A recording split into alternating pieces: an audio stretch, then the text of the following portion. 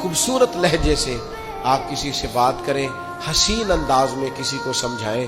آپ کا انداز حسین ہوگا نا، بات وہی ہوگی، لیکن اگر انداز حسین ہوگا نا.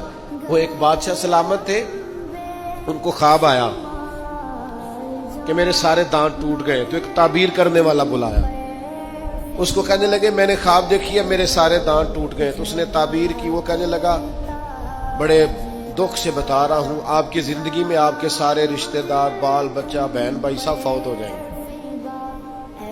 بادشاہ نے تلوار منگائی اور تعبیر بتانے والا بھی مار دیا.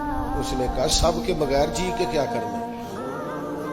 اس نے ایک اور بلایا تعبیر والا، اسے کہا تعبیر بتاؤ، خواب میں میرے سارے دانت ٹوٹ گئے ہیں. تو کہنے لگا بادشاہ سلامت مبارک ہو، اللہ تعالیٰ آپ کو اپنے خاندان میں سب سے لمبی عمر عطا فرمائے گا. بادشاہ نے اسے انعام دیا، تحفے دی. اچھا یہ بتاؤ اللہ سب سے لمبی عمر عطا کرے گا، اس کا ترجمہ کیا ہے؟ وہی ترجمہ ہے نا جو پہلے نے کہا ہے. اس نے کیا کہا ہے؟ سارے مر جائیں. تو بادشاہ نے کہا بھئی سارے مر جائیں، جینا کیوں؟ اور اس نے کیا کہا؟ اللہ تجھے. تو بات اگرچہ بے سلیقہ ہو کلیم، پر بات کرنے کو سلیقہ چاہیے.